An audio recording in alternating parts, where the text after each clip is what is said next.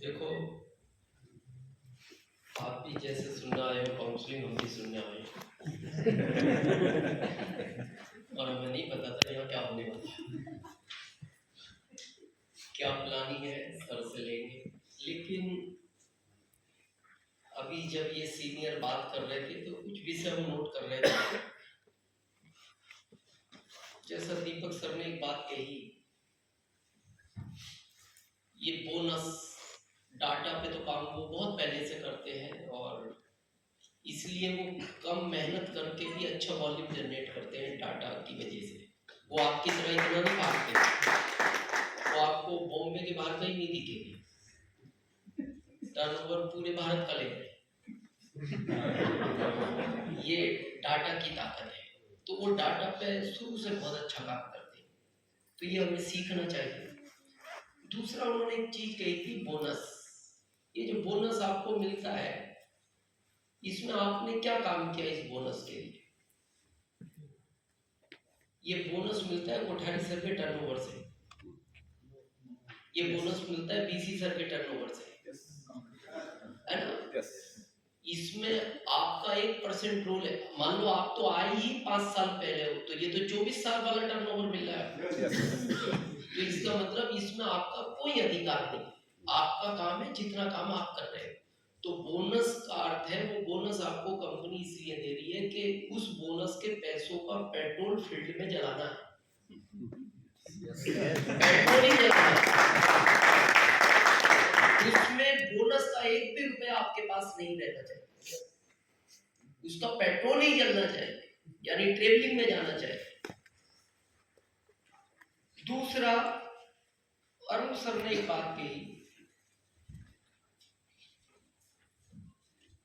Ego ये blood में ही होता है, ये पिताजी से मिला है और ये एकदम नहीं निकलता, नहीं निकलता। इसकी मात्रा ही कम की जा सकती है, खत्म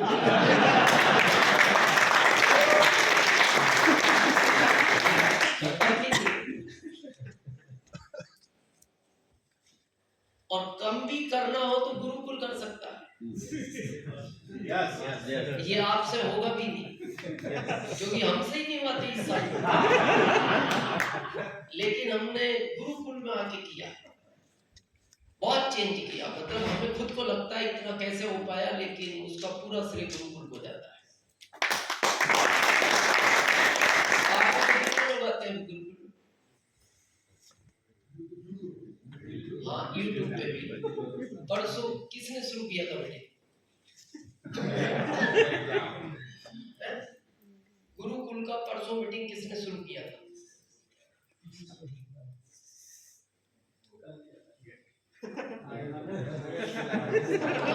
पता लग गया कितना यूट्यूब पे आ रहे हैं, कितना बस हो गया। अच्छा, आपने हमेशा सुना होगा, ये सीनियर भी कहते हैं और हम तो हमेशा कहते हैं, आरसीएम में लगभग अभी जो डाटा है वो लगभग 90,000 ज्वाइनिंग है अभी मंथ में आ रही है। पर वो आरसीएम में इसलिए ज्वाइन हो रहे हैं कि वो आपकी तरह कामयाब होना चाहते हैं, लेकिन होंगे नहीं। क्यों नहीं होंगे? आए तो वही सोच कर। तो आरसीएम में आने से आदमी कामयाब नहीं होता, कामयाब वो उस दिन होगा जिस दिन आरसीएम उसके अंदर जाएगा। तो गुरुकुल में आने से फर्क नहीं पड़ेगा, गुरुकुल आपके अंदर आना चाहिए। और अंदर उस दिन आएगा जिस दिन गुरुकुल का डाटा आपके पास होगा, किसने शुरू किया था, वहां क्या बात हुई, किस विषय पर बात हुई। ये ईगो बहुत पहले में सेशन आ चुका है, जो अभी अरुण सर ने कहा, और इस पे हमने बहुत फोकस किया। सारी बीमारी ही है ईगो। ईगो मतलब मेरे बाद ना कोई है ना होगा और ना था। हाँ, ये बहुत खतरनाक चीज है और ये डायरेक्ट सेलिंग मेथड में सबसे ज्यादा नुकसान देता है। इसके लक्षण तो बहुत सारे लक्षण ही लक्षण हैं, अगर ईगो है। और इस पे हमने अभी एक सब्जेक्ट चालू किया, हम आपसे भी पूछना चाहते हैं ईगो क्यों होना चाहिए। चलो ठीक है, हमने कुछ किया है तो होना भी चाहिए। जिंदगी में कोई भी चीज आपको पहले मिली है या आपने पहले दी है? मिली। जो तरह से मिली। पहले मिली है तब दी है। किस चीज का ईगो है? लेने के बाद दे रहे हो। ईगो तो तब होना चाहिए कि थी नहीं पर मैंने ले ली। अच्छा, मिली ज्यादा है या दी ज्यादा है? मिली। तो फिर किस चीज का ईगो है? फिर किस चीज का है? हाँ, ये होती कि था 1 ही करोड़ पर मैंने 1.5 करोड़ दिया, चाहे उधार लेके दिया।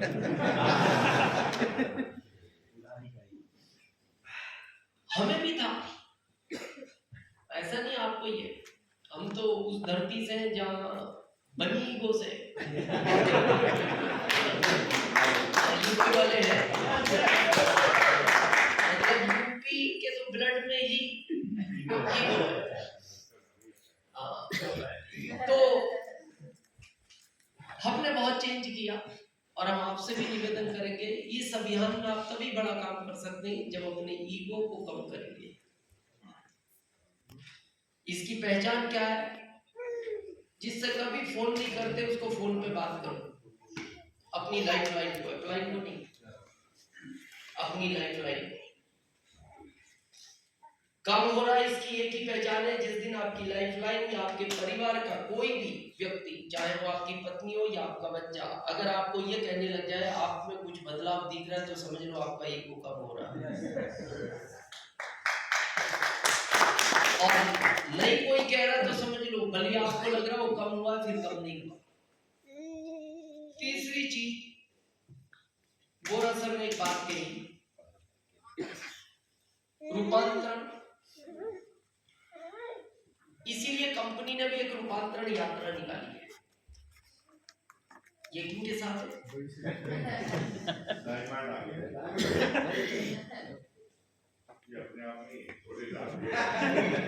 किसी के साथ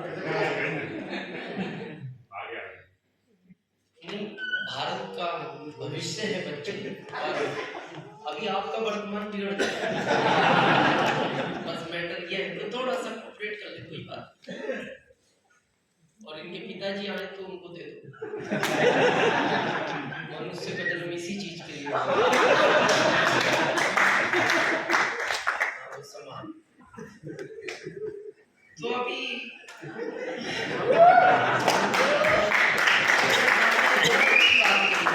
रूपांतरण को लेकर, ये रूपांतरण यात्रा बहुत सारे हमारे सीनियर प्लानिंग कर रहे हैं जिन शहरों में। ये हम आपको विश्वास दिलाते हैं, जिस शहर में वो रूपांतरण यात्रा रुकेगी, जाएगी तो बहुत शहरों से, जाने का अर्थ नहीं है रुकनी चाहिए।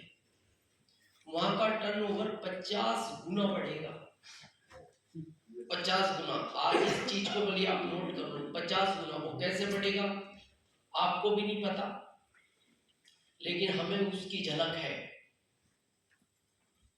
क्योंकि जिस दिन इसका निर्माण हो रहा था रूपांतरण यात्रा का, योग से उस दिन हम भीलवाड़ा थे, आदरणीय टीसी सर के पास थे, और उसी दिन बातचीत चालू हुई कि इस साल ऐसा कुछ किया जाए। और जब उन्होंने वो डाटा दिखाए कि दिनेश क्या हो सकता है, तो उस दिन हमें पता लग गया था। अभी हम कई शहरों के लिए ताकत भी लगाए हुए हैं, और रुकेंगे उनको।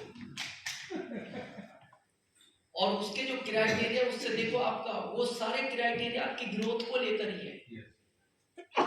और ये गलतियां हमारी हैं, बहुत सारे पीयूसी खुला के हमने 6 महीने से वहां जाकर नहीं देखा, या बहुत सीनियर है पीयूसी खुला दिया, वो चल रहा है अयोध्या से।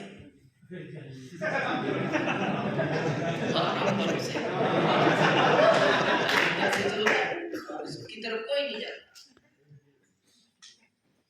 और उसका कारण है अब क्यों नहीं जाना चाहते, वही ईगो। मैं जाऊं और वो पूछे क्यों आए हो, तो क्या कहें। रूपांतरण का अर्थ अगर इसको हम अपनी भाषा में कहें, अब आपको इस अभियान में अपडेट होना पड़ेगा। ये पहले तरीकों से नहीं चलेगा। हमारे साथ गलती क्या हो रही है, और बहुत लोगों ने अपडेट किया अपने आप को, और जिन्होंने अपडेट किया, हालांकि नाम लेने में भी कोई संकोच नहीं है, गुरुकुल में 2 लोगों की टीम बहुत सीरियसली आती है। हम सर्च करते हैं, जिनकी संख्या ज्यादा रहती है, आती बहुत सारों की होगी, और इसका प्रत्यक्ष उदाहरण है। आप कहोगे ना, बहुत सारे लोग तो अभी ऐसा सोचते हैं गुरुकुल से बहुत ज्यादा फायदा नहीं है। इसका हमने महसूस किया है, वहां से जो फायदा है वो शायद कहीं से नहीं होगा। अशोक सर तो आज नहीं आए सूरत से, वो इस अभियान में स्टार एमरल्ड हुए थे, और हम बहुत सारे लोगों ने समुद्र के टाइम पीने चेंज की जब मंथन हुआ था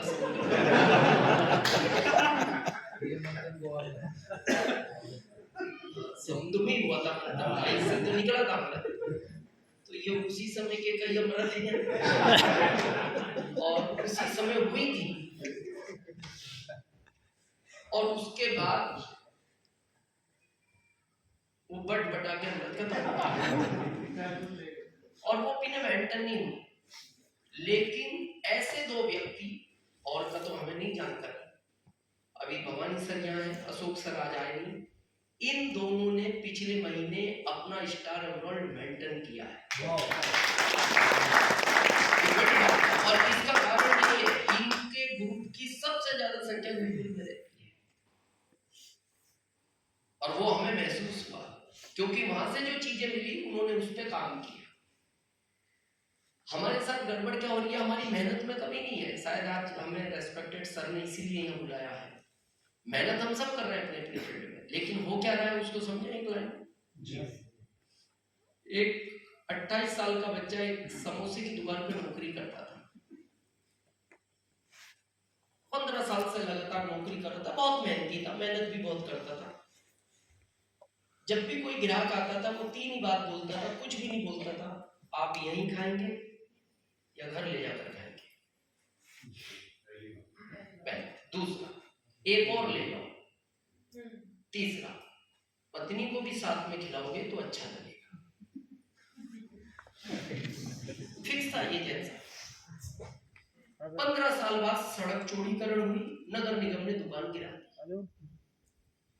तो वो सेठ के पास जाकर रोने लगा, सेठ जी अब मेरा क्या होगा? बोले यार बेटा मैं भी क्या करूंगा, तो दुकान ही खत्म हो गई। अब नगर निगम जब बनाएगा जब देखेंगे, पर तू घबरा मत, तू बहुत ईमानदार है, मेहनती है, तो एक काम कर, कहीं नौकरी ढूंढने मिल जाएगी। तो उसने तलाश की, तो अपने दोस्त को कहा यार कुछ देखो, तो उसने कहा मैं भी करता हूँ मेहनत। 1 हफ्ते बाद उसके दोस्त ने कहा चिंता मत कर, एक अच्छी नौकरी मिल गई और अच्छी जगह मिली है, सैलरी भी डबल होगी, वहां तो 4 ही हजार थे, अब 8,000 मिलेंगे, और अच्छे कपड़े भी पहन के आराम से जाना। बोले कहाँ? बोले मेरे मिलने वाले उनका जूतों का शोरूम है, वहां तुम्हारे अब ये जूते के शोरूम पे पहुंच गया, जैसे ग्राहक आया तो इसने पूछा आप यहीं खाएंगे या घर ले जाकर? एक और ले जाओ, पत्नी को भी खिलाना, दोनों साथ में खाओगे, अच्छा लगेगा। क्या होगा इसका भविष्य? यही हो रहा है ज्यादातर लोगों के साथ। अभी हम पहले वाले आरसीएम में घूम रहे हैं, आरसीएम पूरा चेंज हो चुका है। जैसा भी सुरेंद्र बोरा सर ने कहा ना, ये रूपांतरण नाम इसलिए दिया गया है, तो आपको भी अपने आप को पूरा बदलना पड़ेगा, पहले वाले से काम नहीं चलेगा। और इसके हम प्रत्यक्ष उदाहरण है। जैसे अब ज्यादा सेमिनारों से भी काम नहीं होगा, काउंसलिंग इंपॉर्टेंट है, ये शायद वही काउंसलिंग आज रखी गई है, ये सारे लोग जानते हैं। हम 4 से ज्यादा मीटिंग नहीं करते थे महीने की, काउंसलिंग तो करते ही नहीं थे। डिजिटल पे हमें कोई नहीं बुला सकता था, यूपी मिनट्स है, ये कोई बना पड़ा। यूनिक एजुकेशन का 8 बजे का प्रोग्राम चलता था, बहुत बार हमें कहा गया, एक बार तुम भी तो आओ। बीसी सर ने भी कहा दिनेश जी अच्छा नहीं लगता, हमने कहा फालतू काम है, हम नहीं करते डिजिटल, नहीं आया। गुरुकुल से पता लगा कि यार डिजिटल से अगर हमें इतना बदलाव आ सकता है तो हम बहुत लोगों में बदलाव ला सकते हैं। ये जो हमारी ग्रोथ है ना सितंबर के बाद, ये सब डिजिटल का कारण है। उसकी बहुत बड़ी इंफॉर्मेशन मिली, और हमने आगे रह के हर एम्प्लॉय को कहा कि हम आपके ग्रुप के साथ एक काउंसलिंग डिजिटल करना चाहते हैं। अच्छा हुआ, हमने प्रयास किया आगे रह के, हमने कहा वो फोन नहीं कर रहा, हम ही कर ले, चेंज तो करें, कुछ किया। तो हम जनवरी में 8 तारीख को घर से निकले थे, 8 को, और हम कल सुबह उदयपुर पहुंचे, आज यहाँ है। 8 को निकले थे, पहुंचे कल 30 तारीख को जावरा मीटिंग करके आए थे, रात में 11:30 बजे पहुंचे और सुबह 10 बजे फिर वापस फ्लाइट पकड़े। कल फिर सुबह कल 11:30 बजे फ्लाइट से आए। अभी आज 3 दिन यहाँ है, फिर उसके बाद फिर निकल गए, फिर उसके अगले दिन 11:30 बजे फ्लाइट है, और उसके बाद वापस 18 को आएंगे। और मीटिंग ही नहीं करते हम, अब ग्रुप के साथ जो सीनियर लोकल काउंसलिंग करते हैं, क्या चैलेंज देते हैं, कैसे फेस करना है, क्या नई प्लानिंग के साथ काम करना है। तीसरा, दुर्गेश सर ने एक बात कही, मिलके एक साथ काम, तो इसको थोड़ा सा ध्यान दें। और ये हमने गुरुकुल से सीखा, ये तब तक नहीं होगा जब तक आपके अंदर बाहर एक जैसी चीज नहीं होगी। आपका भाव चेंज करना पड़ेगा, आपके दिमाग में कुछ और चल रहा है, इधर कुछ और है, ऐसा करेंगे ऐसा करेंगे, अंदर सोच रहे हैं ऐसा तो बिल्कुल नहीं करेंगे, यहां से तो कहने ही गया, ये तब तक नहीं होगा। अंदर और बाहर का भाव एक जैसा होना चाहिए। हम आपको सबको पता है, पीसी सर के बारे में हम सारे जानते हैं, इतनी बड़ी कंपनी को चलाना आसान नहीं है, लेकिन उनसे जब भी मिलो आपको ऐसा लगेगा इस व्यक्ति के पास कोई काम नहीं है। जैन साहब तो मित्र है सर के, काफी सर वो उत्तर भी जैन साहब ही दे सकते हैं, कल वाला पूछ के जाना है, आपको गोपनीय मामला है, गोपनीय रखना है, अकेले भी पूछना है। तो बहुत सबसे ज्यादा नजदीक से शायद हमारे जैन साहब जानते हैं आदरणीय टीसी सर। तो फिर ये सिस्टम कैसे चल रहा है, वो बुकें वो लिखते हैं, सॉन्ग वो गाते हैं, इतनी बड़ी कंपनी डेली अपग्रेड हो रही है, डेली सब कुछ बदल रहा है, तो इसका मतलब इसको दुनिया की एक ताकत चलाती है। वो हमेशा बोलते हैं कि वो मेरे को हम आवाज करते हैं कि उस समय जो उनका बोलने का वो होता है, अभी आप मिलोगे तो थोड़ा अलग लगेगा, लेकिन वो गुरुकुल का जब सेशन चलता है तो उनके अंदर सब कुछ अलग होता है। और वो कहते हैं पता नहीं वो मेरे को प्राकृतिक सपोर्ट करती है। तो प्राकृतिक एक ऐसी चीज है, जैसा आप बोलोगे ये ऐसा रिटर्न देगी, और मल्टीपल देती है। जैसा भी सबने कहा, तो ग्रोथ नेचुरल होनी चाहिए या जुगाड़ से होनी चाहिए। ये यहाँ भाव का मामला है, यहाँ मामला है भाव का। इस साल से हम आपको भी कहते हैं, हमने बहुत चेंज किया, और हम पूरे भारत में जो भी सेमिनार करते हैं उसमें हमने कह भी दिया करना चाहिए। अभी हमने बुके बंद करा दी, यहाँ पहली मीटिंग 5 को यही थी, और अभी जैसा हमारे जैन साहब कह रहे थे, इसको देखो, इसको नहीं, इसके ऊपर बहुत कुछ है, तो कुछ भी नहीं है। जैन साहब ने कहा ऐसे नहीं निकल जाना, ऊपर वाला देखना, मेरे ऊपर ही है। तो वो मीटिंग यही थी, और हमने सर को कहा, सूर्य प्रकाश सर को, अपन क्या मना कर देना, बुके नहीं लाए। बोले फिर हमने कहा श्रीमद् भागवत जी भेंट करो जो भी लीडर आए। सूर्य प्रकाश सर ने पूछा कि ऐसा क्यों? मैंने कहा अगर श्रीमद् भागवत गीता जी ध्यान से पढ़ ले, वो आसिफ समझ जाएगा, कभी गलत काम नहीं करेगा। उसमें पहली चीज क्या लिखी है?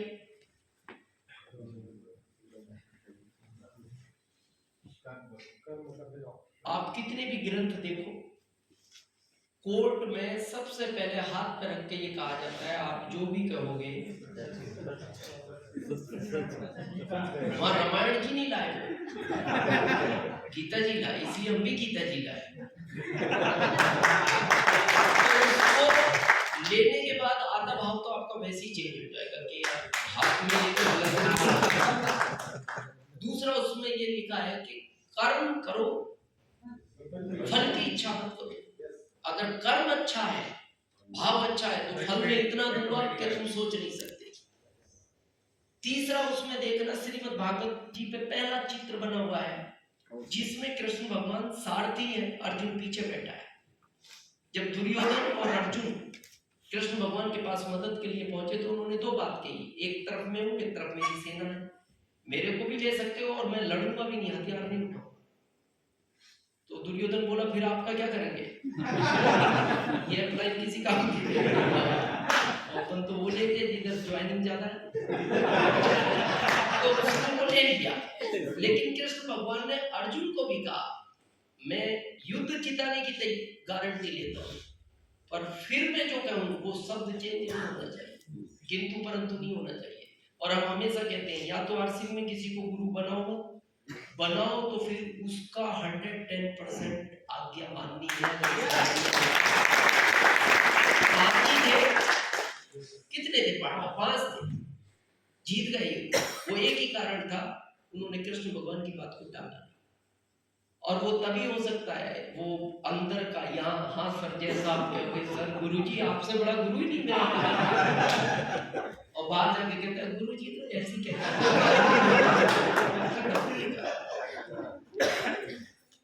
ये नया साल है तो कर रहा है तो पूरे चेंज करो, आ ही गए, और नहीं तो दोबारा इधर आना नहीं।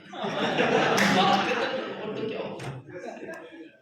तो आज जो हो जाए, और वो सबको ही बदल रहा, वो एक तरफ से नहीं। उसमें एक सबसे अच्छी बात और लिखी है, बातें बहुत है, आखिरी बात पे बात करते हैं। जब सुदामा जी कृष्ण भगवान के पास पहुंचे तो उन्होंने पूछा, जैसे हम भी पूछते हैं जब हमारी लाइफ लाइन या रिश्तेदार मिलता है और परिवार में सब कैसे हैं, माता पिता भाई बहन। तो जब उन्होंने पूछा तो वो रो पड़े सुदामा जी, बोले परिवार का हाल अच्छा नहीं है प्रभु। बोले क्या हुआ? तो सुदामा जी ने कृष्ण भगवान से पूछा एकादशी कितने दिन में आती है? एकादशी समझते? अपने उसी युग में नहीं है, अपन द्वादशी वाले जानती, आपकी गलती, भूल गए। तो उसमें उन्होंने कहा एकादशी, तो उन्होंने कहा एक हमारी भाषा में एक पखवाड़े में यानी 15 दिन में आती है, महीने में 2 बार। तो सुदामा जी ने कहा मेरे यहाँ तो रोज होती है। बोले क्या हुआ ऐसा? बोले नहीं मेरे यहाँ भोजन ही नहीं होता।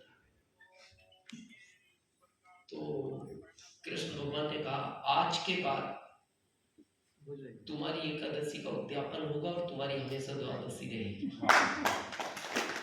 इसलिए आप देखना हमारे यहाँ एकादशी को चावल नहीं बनते, पर आप उड़ीसा जाओ जहाँ ध्वजा विपरीत दिशा में लहराती है, जगन्नाथपुरी, वहाँ एकादशी को चावल बनते हैं। कृष्ण भगवान ने कहा था कि आज से सुदामा के लिए एकादशी बंद है, उसकी द्वादशी ही रहेगी। वो चावल, वहाँ चावल का ही भोग लगता है एकादशी, केवल एक ही मंदिर है। तो फिर उन्होंने जब कहा ना खाने के लिए अन्न है ना रहने के लिए छत है, तो उन्होंने विश्वकर्मा जी को कहा कि ऐसा महल बनाओ जो दुनिया में किसी का ना हो। तो कृष्ण भगवान जब पहुंचे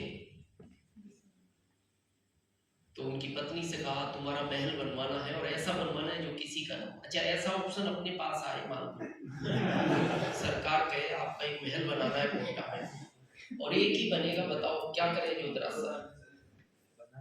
क्या कहेंगे? नहीं बना भी तो अभी बताना भी नहीं किसी को, लोग अड़ंगा डाल देंगे, पहले बना दो गलती नहीं है ये, वो तो हमने उदाहरण दिया, हम सब उसी में ही वो आप और सब।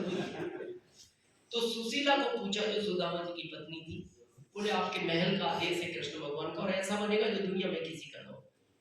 तो वहां हम भी यही कहते हैं हमारा बनाओ, आप क्या हम भी होते यही कहते हैं, लेकिन सुशीला ने मना कर दिया, बोले इस नगर में जितने लोग रहते हैं, अगर उनका पहले बनाओगे तब मेरा बाद में बनाना। तो विश्वकर्मा जी ने कहा एग्रीमेंट एक का, तो बोले फिर वापस चले जाओ, फिर नहीं बना। तो उन्होंने कृष्ण भगवान को पूछा क्या किया जाए, तो कृष्ण भगवान बड़े खुश हुए, बोले दुनिया में कोई तो ऐसा है विश्वकर्मा, सीखो जो दूसरों के बारे में भी सोचता है, ये आपका आरसीएम है।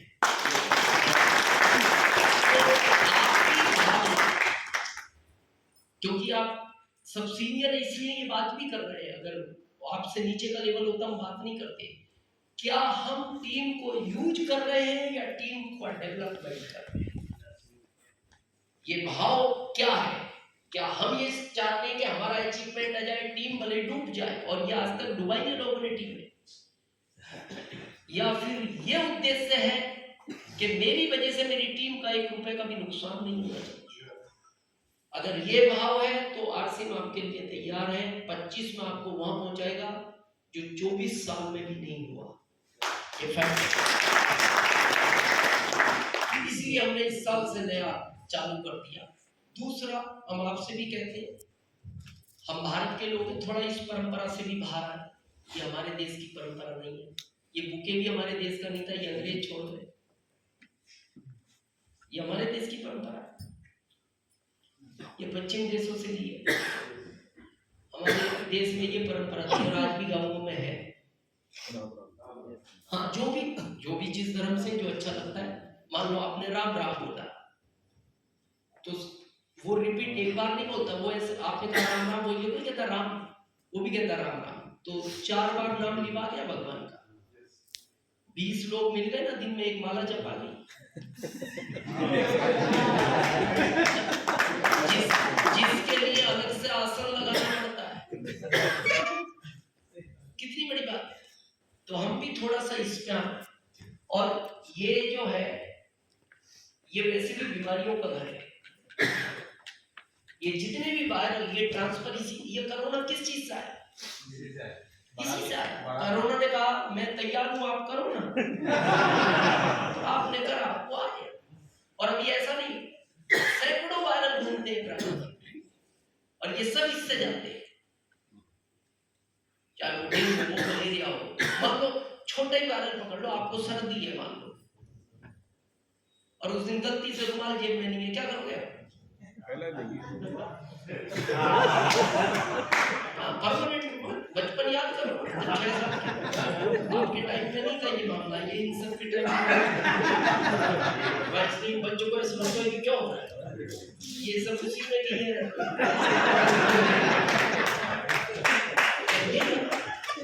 अब आपने किसी से हाथ मिलाया, उसको देखी सर्दी के लिए 4 दिन बाद उसको दुनिया की कोई ताकत सर्दी होने से नहीं रोक सकता, और वो मन मन सोचता है ना ठंडा खाया ना गर्म खाया, ये कैसे ये तो इससे बचे। बहुत अच्छा है, ऐसे करें, बहुत ज्यादा रेस्पेक्ट करिए, ऐसे करें। ये चीज अच्छी नहीं है, ये भारत की है भी नहीं। तीसरा, हमने इस साल से चेंज किया और आपसे भी कहते हैं, ये पैर छूने की परंपरा नहीं होनी चाहिए इस अभियान के अंदर। पैर हमेशा 2 लोगों के छूने चाहिए, एक तो अपने माता पिता के, एक अपने धर्मगुरु के, बाकी तीसरे के पैर छूने भी नहीं चाहिए।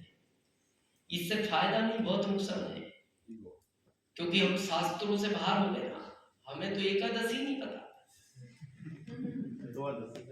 अमावस्या जानते हो? अच्छा, कितने लोग हाथ खड़ा करो अमावस्या को जानते? हाँ हाँ, कह रहे अमावस्या, सर कह रहे लड़की का नाम है या जेंडर अलग है? अभी आपकी जिक्र हो रही थी कार में, साइलेंट ही कहना, वो समझ गए, वो आपकी क्वेश्चन से समझ गए जो जिक्र हो रही थी।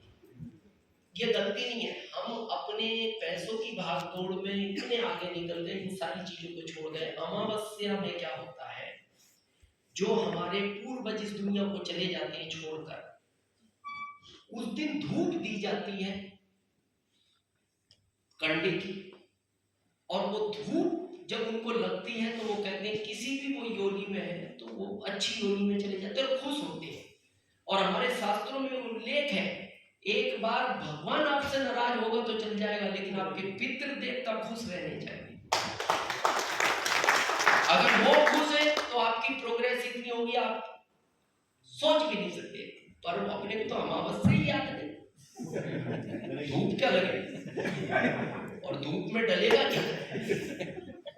इसीलिए अभी ये देश बदल रहा है। अभी मोदी जी कहते हैं उन्होंने ज्यादातर हिंदी में कहा। आज आप कॉन्वेंट वाले बच्चों को पूछो, गाय को रोटी दिया, वो गाय ही नहीं जानता, वो काऊ में उलझा हुआ और उसे जेंडर भी नहीं पता। वो बैल को देख के कहते क्या उसे तो पता ही नहीं क्या। सब काऊ ये गुरुकुल में सिखाया जा रहा है। थोड़ा अपने संस्कारों में भी रहो, जरूरी है। पैर छूने से पता क्या नुकसान होता है? सबसे बड़ी चीज समझो आप। आपको बड़ा अच्छा लगता है जब आपके कोई पैर छूता है, आपको लगता है गजब हो गया यार, आया कोई तो आया। अच्छा आप भी और खड़े हो जाते हो, आप तो इधर हो जाओ तो निकल नहीं जाएगा। शास्त्रों को पढ़ो, जब आपके कोई पैर छूता है उस दिन की पूरी माला उसको मिल जाती है। जो भगवान के 108 नाम लिए ना, सब उसको ट्रांसफर हो जाते हैं आपके पैर छूते हैं। तो पहले ही नहीं जप आ रही आपसे, ये तो कोटा ही माइनस में जा रहा। दूसरा, चलो यहां तक भी ठीक है, लेकिन जब कोई आपसे एज में बड़ा आपके छूता है, अब मान लो ज्योतिरासन लगभग हम इस पूरे अभियान में ये सबसे ज्यादा एज के होंगे, लगभग जैन साहब हमारे एज के। अब क्या होता है जब आप देख छूते हो ना, तो आपके इस अभियान में जो आपसे ज्यादा उम्र के लोग हैं वो भी देख के आपके पैर छूते हैं। और वो इसलिए छूते, उनको लगता है रॉयल्टी इधर ही मिलती है, वो इसलिए छूते क्योंकि आप छूटे। तो आपसे ज्यादा एज का जब आपके पैर छूता है तो -11 माना जाती है। तो आप भली की आज से हमारे तो बंद कर दें, बाकी आपकी जिसकी इच्छा हो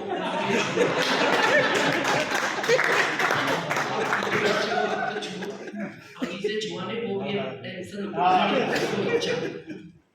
अब तीसरा भी सुनो, आपको देखकर ये बेटियां छूती है क्योंकि हम शास्त्रों से दूर हो गए ना, हम संस्कारों को भूल ही गए हम भारत वाले। आपको देखकर जब बेटियां छूती हैं तो शास्त्रों में उल्लेख है, बेटी के पैर पिता छूता था अपने भारत में और उसको 11 मालाओं का पुण्य मिलता था बिना।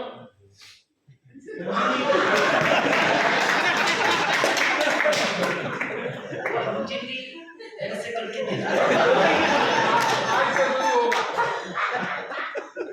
नहीं, और ये मतलब रियल कहानी है, आप जाओ तो सिख शास्त्रों की तरफ। मतलब बेटी के पैर छूना पिता को 11 माला बिना मेहनत के मिलती।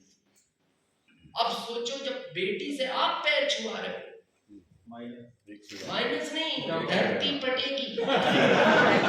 सीता जी की तरह आप उस साइड भी नहीं जाओगे, आप तो इधर ही।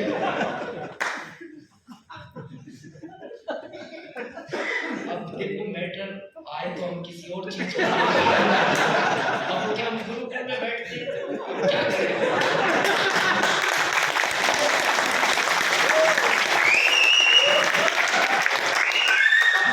हमने अपनी तरफ से कुछ नहीं कहा, ये जो बोल रहे थे तो थोड़ा पश्चिम को छोड़ दे। ये हम इनसे भी कहेंगे और आप माता पिता हैं, बच्चों को भी कहेंगे, ये छोटे कपड़े ये भी हमारे भारत के संस्कार नहीं है। ज्यादातर परेशानियां छोटे कपड़ों की वजह से होती है। ये पश्चिम वहां पहने ही छोटे कपड़े जाते हैं, हमारे यहाँ नहीं पहने जाते, हमारे यहाँ पूरे कपड़े पहने जाते हैं और पहनने भी चाहिए। और ये 10 साल में देखो और भी गांवों में तो अभी भी ये संस्कार बचे हुए हैं। अरुण सर, आप मेट्रो सिटी जाओ, दीपक सर तो रहते हैं उधर ही, हर 10 साल में कपड़े छोटे हो गए। हाँ, रामेश्वर सर भी अभी बॉम्बे रह रहे हैं। हाँ, अच्छा, हर साल का हमें ध्यान नहीं, अब वो आप ज्यादा भारत घूमते हो। सर तो भारत के बाहर भी जाते हैं, पहले 10 साल में ये कपड़े इतने छोटे हो गए, फिर 10 साल बाद वो यहाँ आ गए, फिर 10 साल बाद यहाँ आए, अभी मेट्रो सिटी में यहाँ है। हम ये सोच रहे हैं ये जाएंगे कहाँ?